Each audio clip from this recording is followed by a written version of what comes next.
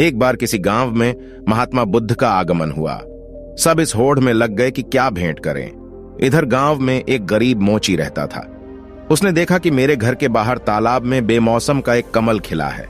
उसकी इच्छा हुई कि आज नगर में महात्मा आए हैं, सब लोग तो उधर ही गए हुए हैं, आज हमारा काम चलेगा नहीं, आज ये फूल बेचकर ही गुजारा कर लें। वह तालाब के अंदर कीचड़ में घुस गया, कमल के फूल को लेकर आया, केले के पत्ते का दोना बनाया और उसके अंदर कमल का फूल रख दिया। पानी की कुछ बूंदें कमल पर पड़ी हुई हैं और वह बहुत सुंदर दिखाई दे रहा है। इतनी देर में एक सेठ उसके पास आया और आते ही कहा, क्यों फूल बेचने की इच्छा है? आज हम आपको इसके 2 चांदी के रुपए दे सकते हैं। अब उसने सोचा कि 1-2 आने का फूल, इसके 2 रुपए दिए जा रहे हैं। वह आश्चर्य में पड़ गया। इतनी ही देर में एक सेठ आया। उसने कहा, भाई फूल बहुत अच्छा है, ये फूल मुझे दे दो, मैं इसके 10 चांदी के सिक्के दे सकता हूं। मोची ने सोचा, इतना कीमती है यह फूल। नगर सेठ ने मोची को सोच में पड़े देखकर कहा कि अगर पैसे कम हों तो ज्यादा दिए जा सकते हैं। मोची ने सोचा, क्या बहुत कीमती है यह फूल? नगर सेठ ने कहा, मेरी इच्छा है कि मैं महात्मा के चरणों में यह फूल रखूं, इसलिए इसकी कीमत लगाने लगा हूं। इतनी देर में उस राज्य का मंत्री अपने वाहन पर बैठा हुआ पास आ गया और कहता है, क्या बात है, कैसी भीड़ लगी हुई है? अब लोग कुछ बताते इससे पहले ही उसका ध्यान उस फूल की तरफ गया। उसने पूछा, यह फूल बेचोगे? हम इसके 100 सिक्के दे सकते हैं, क्योंकि महात्मा बुद्ध आए हुए हैं। ये सिक्के तो कोई कीमत नहीं रखते। जब हम ये फूल लेकर जाएंगे तो सारे गांव में चर्चा तो होगी कि महात्मा ने केवल मंत्री का भेंट किया हुआ ही फूल स्वीकार किया।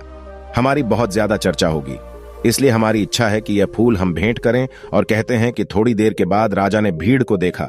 देखने के बाद वजीर से पूछा कि बात क्या है। वजीर ने बताया कि फूल का सौदा चल रहा है। राजा ने देखते ही कहा, इसको हमारी तरफ से 1000 चांदी के सिक्के भेंट करना, ये फूल हम लेना चाहते हैं। गरीब मोची ने कहा, जब हम बेचेंगे तभी तो आप लोगे, हम बेचना ही नहीं चाहते। अब राजा कहता है कि बेचोगे क्यों नहीं? उसने कहा कि जब महात्मा के चरणों में सब कुछ न कुछ भेंट करने के लिए पहुंच रहे हैं तो ये फूल इस गरीब की तरफ से आज उनके चरणों में भेंट होगा। राजा बोला, देख लो, 1000 चांदी के सिक्कों से तुम्हारी पीढ़ियां तर सकती हैं।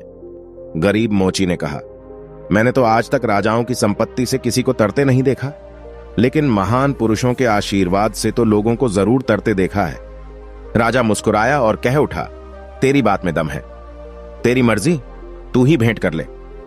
अब राजा तो उस उद्यान में चला गया जहां महात्मा ठहरे हुए थे और बहुत जल्दी चर्चा महात्मा के कानों तक भी पहुंच गई कि आज कोई आदमी फूल लेकर आ रहा है जिसकी कीमत बहुत लगी है। वह गरीब आदमी है, इसलिए फूल बेचने निकला था कि उसका गुजारा होता। जैसे ही वह गरीब मोची फूल लेकर पहुंचा तो शिष्यों ने महात्मा से कहा कि वह व्यक्ति आ गया है। लोग एकदम सामने से हट गए। महात्मा ने उसकी तरफ देखा। मोची फूल लेकर जैसे ही पहुंचा तो उसकी आंखों में से आंसू बरसने लगे। कुछ बूंदें तो पानी की कमल पर पहले से ही थीं, कुछ उसके आंसुओं के रूप में ठिठक गईं।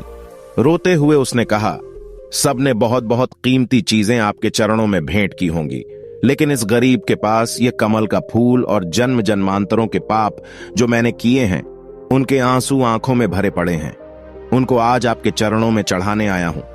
मेरा ये फूल और मेरे आंसू भी स्वीकार करो गुरुदेव। महात्मा जी के चरणों में फूल रख दिया। गरीब मोची घुटनों के बल बैठ गया। महात्मा बुद्ध ने अपने शिष्य आनंद को बुलाया और कहा, देख रहे हो आनंद, हजारों साल में भी कोई राजा इतना नहीं कमा पाया जितना इस गरीब इंसान ने आज एक पल में ही कमा लिया। इसका समर्पण श्रेष्ठ हो गया। इसने अपने मन का भाव दे दिया। तो कुछ इसी प्रकार हमें भी अपने मन को परख लेना चाहिए, तभी हम जीवन में आगे बढ़ सकते हैं।